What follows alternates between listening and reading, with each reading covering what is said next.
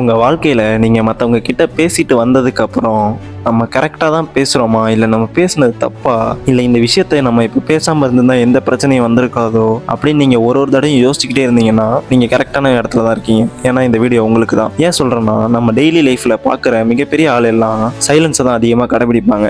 அந்த சைலன்ஸ் அவங்க கடைபிடிக்கிறதுனால தான் லைஃப்பில் ரொம்ப பெரிய ஆளாகவும் இருக்காங்க. இப்போ அவங்க லைஃப்பில் ரொம்ப உயரத்துலையும் இருக்காங்க. அதனால் எப்படி பேசணும், எந்த மாதிரி பேசலாம், த பவர் ஆஃப் சைலன்ஸ் அப்படிங்கிறத உங்கள்கிட்ட சொல்ல வந்திருக்கேன். இந்த வீடியோ ஃபுல் ஸ்க்ரீனில் போட்டுட்டு நான் சொல்கிறது என்னன்னு டிஸ்ட்ராக்ட் ஆகாமல் கேளுங்க. நான் சொல்கிற இந்த 6 முக்கியமான விஷயம் உங்கள் லைஃப்பில் ரொம்ப ரொம்ப யூஸ்ஃபுல்லாக இருக்கும். நான் ப்ராமிஸ் பண்ணுறேன், இந்த வீடியோ நீங்கள் கடைசியாக பார்த்து முடிக்கும் போது 1% ஆச்சும் நீங்கள் பெட்டராக இருப்பீங்க. ஸோ வாங்க வீடியோக்குள்ளே போகலாம். முதல் விஷயம், how to speak in multiple people places. அதாவது இப்போ ஒரு நிறைய பீப்புள்ஸ் உட்காந்து நிறைய ஆர்குமெண்ட் பண்ணிக்கிட்டு இருக்காங்கன்னா அந்த இடத்துல நீங்கள் உடனே எதுவும் பேசக்கூடாது.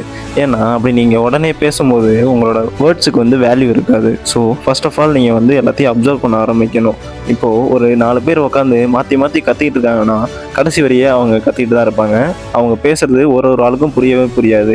நீங்கள் அந்த நேரத்தில் பேசும்போது நீங்கள் சொல்ல வர பாயிண்ட்டும் யாருக்கும் புரியாது. நீங்கள் சொல்கிற விஷயமும் அவ்வளோ ஒரு இம்பாக்ட்ஃபுல்லாக இருக்காது. ஸோ நீங்கள் ஒரு குறிப்பிட்ட நேரத்துக்கு பேசாமலே இருந்தீங்கன்னா அவங்களே யோசிக்க ஆரம்பிச்சிருவாங்க. ஏன் இப்போ இவர் பேசாமல் இருக்காரு, எதனால் பேசாமல் இருக்காருன்னு யோசிப்பாங்க. அந்த நேரத்தில் நீங்கள் பேசும்போது உங்களோட வார்த்தை ஒவ்வொன்றும் ரொம்ப வேல்யூபுல்லாகவும் இருக்கும். நீங்கள் பேசுகிற ஒவ்வொரு விஷயமும் ரொம்ப இம்பாக்ட்ஃபுல்லாகவும் இருக்கும். ஸோ முடிஞ்ச அளவு ஆர்குமெண்ட் பண்ணாமல் அப்சர்வ் பண்ணி அவங்க கிட்ட பேச ஸ்டார்ட் பண்ணுங்க. இது உங்கள் கேரக்டரை யூனிக்காக காட்ட ரொம்ப ஹெல்ப் பண்ணும். 2வது விஷயம், be silent instead of arguing. அதாவது இப்போ ஒருத்தவங்க உங்க கிட்ட பேசுகிறாங்கன்னா தப்பான ஒரு விஷயத்த கரெக்டுன்னு சொல்கிற மாதிரி உங்ககிட்ட ப்ரூவ் பண்ணுறாங்கன்னா நீங்கள் அவங்க கிட்ட அதை ஆர்குமெண்ட் பண்ணக்கூடாது. அதுக்கு பதிலாக அவங்க சொல்கிறத கேட்டுக்கிட்டு சைலண்ட்டாகவே எதுவும் சொல்லாமல் இருந்தீங்கன்னா ஒரு கட்டத்துக்கு மேலே அவங்க கன்ஃபியூஸ் ஆகிடுவாங்க. நம்ம சொல்கிறத ஏன் இவன் கேட்க மாட்டான், கேட்குறானா இல்லையா, இல்லை ஒன்றுமே புரியலையே அப்படின்னு சொல்லி அவங்க கன்ஃபியூஷன் ஆகிடுவாங்க. உன்னோட ஒப்பீனியன் தான் என்ன அப்படின்னு உங்ககிட்டே கடைசியாக கேட்பாங்க. அப்படி கேட்கும்போது நீங்கள் கரெக்டான விஷயத்த சொல்லி இந்த விஷயம் தான் கரெக்ட்னு சொன்னீங்கன்னா அவங்க அதை அக்செப்ட் பண்ணிப்பாங்க. ஸோ என்றைக்குமே ஆர்கியூ பண்ணாமல் அதை சைலண்ட்டாக ஹேண்டில் பண்ணுங்கள். 3வது விஷயம், ரிவெஞ்ச் வித் யுவர் சைலண்ட். அதாவது இப்போ உங்களை ஒருத்தவங்க தேவையில்லாமல் ஹர்ட் பண்ணணும் இல்லை ரொம்ப ஹார்ஷாக பேசுகிறாங்கன்னா அவங்க கிட்ட நீங்கள் சண்டை போடாமல் இல்லை திட்டாமலும் சைலண்ட்டை வச்சு ஹேண்டில் பண்ணணும். எக்ஸாம்பிளுக்கு இப்போ உங்களை ரொம்ப ஒருத்தவங்க ஹர்ட் பண்ணுறாங்கன்னா நீங்கள் திரும்ப அவங்க கிட்ட பதில் பேசும்போது அவங்க திரும்ப திரும்ப அதை யூஸ் பண்ணி உங்களை திட்டிக்கிட்டு தான் இருப்பாங்களே தவிர அவங்க அமைதியாக மாட்டாங்க. அதுக்கு பதிலாக நீங்கள் சைலண்ட்டாக திரும்ப அவங்களே பார்த்தீங்கன்னா கன்ஃபியூஷன் ஆயிடுவாங்க. எக்ஸாம்பிளுக்கு உங்களை ஒருத்தவங்க திட்டுறாங்கன்னா அவங்க கிட்ட நீங்கள் திரும்ப எதிர்த்து பேசாமல் அமைதியாக எதுவுமே பேசாமல் இருந்தீங்கன்னா அவங்க ஒரு கட்டத்தில் கன்ஃபியூஷன் ஆயிடுவாங்க. இவன் எதுக்காக அமைதியாக இருக்கான், நம்ம சொல்கிறது எதுவும் கேட்டு ரியாக்ட் எதுவும் பண்ண மாட்டான்னு சைலண்ட் ஆயிடுவாங்க.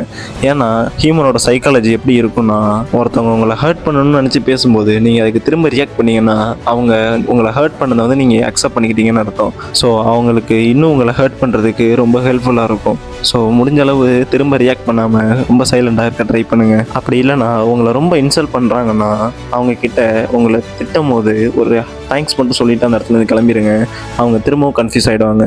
ஏன்னா நம்ம இவனை எவ்வளோ திட்டுறோமே, இவன் அதுக்கு பதிலாக நமக்கு தேங்க்யூ சொல்லிட்டு போகிறான்னு அவங்க கன்ஃபியூஷன் ஆகிடுவாங்க. அவங்க திரும்பவும் உங்களை ஹர்ட் பண்ண யோசிக்க மாட்டாங்க. ஏன்னா நிறைய டைம் இந்த மாதிரி ஒருத்தவங்க உங்களை ஹர்ட் பண்ணும்போதும் நீங்களும் திரும்ப ஹர்ட் ஆகி அவங்கள திரும்ப ஆங்கிரியாக கோவமாக திட்டும் போது ரொம்ப பிரச்சனையாக இருந்திருக்கும். அந்த சிச்சுவேஷன் நினச்சி நிறைய தடவை ஃபீல் பண்ணியிருப்பீங்க. ஸோ இன்னொரு தடவை இப்படி ஆகும்போது இந்த டெக்னிக்கே யூஸ் பண்ணுங்கள். 4வது விஷயம், இந்த 3 ப்ராசஸ் டெக்னிக். அதாவது 3 ப்ராசஸ்னால் என்னன்னா, நீங்கள் ஒவ்வொரு தடவை ஒருத்தங்கள்ட்ட பேசும்போதும் அனாவசியமாக தேவையில்லாமல் பேசாமல் இந்த 3 ப்ராசஸையும் மைண்டில் யோசித்து பேசுனீங்கன்னா நீங்கள் பேசுகிற வேர்ட்ஸோட பவர் அதிகமாக இருக்கும். அதாவது இப்போ நம்ம பேசுகிறது கரெக்டு தானா, இப்போ இதை நம்ம பேசியே ஆகணுமா, இதை பேசினா எதுவும் பிரச்சனை வருமா, அப்புறம் நம்ம பேசினா மற்றவங்க யாராச்சும் ஹர்ட் ஆவாங்களா அப்படிங்கிற இந்த 3 விஷயத்தையும் மைண்டில் யோசித்து பேசுனீங்கன்னா நீங்கள் பேசுகிற ஒவ்வொரு வார்த்தையும் பவர்ஃபுல்லாக இருக்கும், மற்றவங்களுக்கு இன்ட்ரெஸ்டாகவும் இருக்கும். ஏன்னா மற்றவங்கள பார்த்தீங்கன்னா தேவையில்லாமல் நிறைய விஷயத்த பேசுவாங்க. அது அடுத்தவங்களுக்கு எப்படி தோணுன்னா, என்னடா இவன் தேவையில்லாமல் அனாவசியமாக பேசிக்கிட்டே இருக்கானே,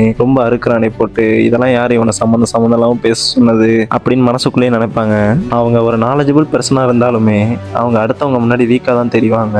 ஸோ இந்த மாதிரி நீங்கள் தெரியக்கூடாதுன்னா இந்த 3 விஷயத்தை யோசித்து கண்டிப்பாக பேசுங்க. உங்களோட கேரக்டர் இன்னும் பவர்ஃபுல்லாக இருக்கும். 5th one, grow with silence. அதாவது நீங்கள் உங்கள் வாழ்க்கையில் அச்சீவ் பண்ற ஒவ்வொரு விஷயத்தையும் உடனே எல்லார்கிட்டையும் சொல்லாம சரியான நேரம் வர வரைக்கும் அமைதியா இருந்து நீங்க சொல்லும்போது உங்களோட வேல்யூ ரொம்ப ரொம்ப இன்க்ரீஸ் ஆகும். உதாரணத்துக்கு நீங்க ஒரு கார் வாங்குறீங்கன்னா யார்கிட்டயுமே சொல்லக்கூடாது. இல்ல ஒரு வீடு வாங்க போறீங்க, இல்ல ஒரு மொபைல் ஃபோன் வாங்க போறீங்கன்னா யார்கிட்டயுமே சொல்லக்கூடாது. ஏன் அப்படி சொல்றேன்னா, நீங்க ஒரு விஷயத்த வாங்குறதுக்கு முன்னாடியே நான் அதை வாங்க போறேன்னு எல்லார்கிட்டையும் சொல்லும்போது ஈவன் அதை உங்களால வாங்க முடியலன்னா அதை அடுத்தவங்க உங்களை இன்சல்ட் பண்றதுக்காக யூஸ் பண்ணுவாங்க. இங்க பாரு, இவன் சும்மா எல்லாத்தையும் வாங்குறேன்னு சொல்லுவான், ஆனா கடைசியில வாங்க மாட்டான், சும்மா வாய் வார்த்தையை தான் சொல்லுவான், இவன் சொல்றது எதுவும் கேட்டுக்காதீங்கடா அப்படின்னு எல்லாரும் முன்னாடி சொல்லி உங்களை இன்சல்ட் பண்ணுவாங்க. அப்படி உங்களை யாரும் எதுவும் இன்சல்ட் பண்ணக்கூடாதுன்னு நினைச்சீங்கன்னா நீங்க செய்ய போற ஒரு விஷயத்த யார்கிட்டயுமே முதல்ல சொல்லக்கூடாது. அந்த விஷயத்த செஞ்சதுக்கு அப்புறம் அதை மற்றவங்க கிட்ட சொல்லும் போது அவங்க ஆச்சரியமாகவும் உங்களை ஷாக்காகவும் பார்ப்பாங்க. அது உங்களோட கேரக்டர் லெவலை இன்னும் இம்ப்ரூவ் பண்ணும். அது மட்டும் இல்லாம நீங்க ஒருத்தவங்களை அண்டர்ஸ்டாண்ட் பண்ணணும் அப்படின்னு நினைச்சீங்கன்னா உங்ககிட்ட ஒருத்தவங்க ஆர்கியூ பண்ணிக்கிட்டு இருக்கும்போது, அதாவது இல்லைன்னா ஒருத்தவங்க உங்ககிட்ட ஏதாச்சும் தப்பு பண்ணிட்டு அதை மறைக்கிறதுக்காக பேசுறாங்கன்னா நீங்க அவங்க கிட்ட எதையுமே பேசக்கூடாது. ஒரு கட்டத்துல அவங்களே கன்ஃபியூஸ் ஆகி ஒரு வேளை கண்டுபிடிச்சிருப்பாங்களோ, நம்ம பண்ண தப்பு அவங்களுக்கு தெரிஞ்சிருக்குமோ அப்படின்னு நினைச்சு அவங்கள பத்தின நிறைய விஷயத்த அவங்கள்ட்ட ஷேர் பண்ணுவாங்க. நீங்க தேவையான நேரத்துக்கு மட்டும் பேசுறதுனால அவங்கள பத்தின மோர் டேட்டாஸை கலெக்ட் பண்ணி அவங்க இன்ஃபர்மேஷனை நிறைய தெரிஞ்சுக்கலாம். இது அடுத்தவங்களை நீங்க அண்டர்ஸ்டாண்ட் பண்ண ஹெல்ப்ஃபுல்லா இருக்கும். இந்த வீடியோவை நீங்க இவ்வளவு நேரம் பார்த்துருக்கீங்கன்னா உங்களுக்கு ஒரு போனஸ் டிப் தரேன். அது என்னன்னா, வாழ்க்கையில எல்லா இடத்துலையும் சைலன்ஸை யூஸ் பண்ணக்கூடாது.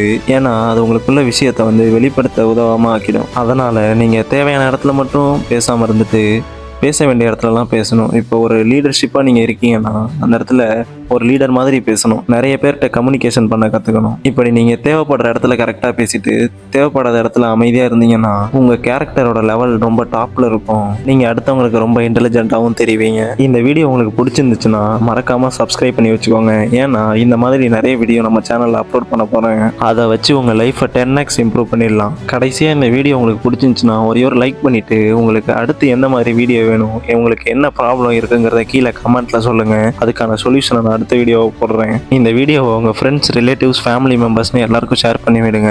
அவங்களுக்கு யூஸ்ஃபுல்லாக இருக்கட்டும். எனிவே பாய் ஃப்ரெண்ட்ஸ், நான் அடுத்த வீடியோவில் உங்களை சந்திக்கிறேன்.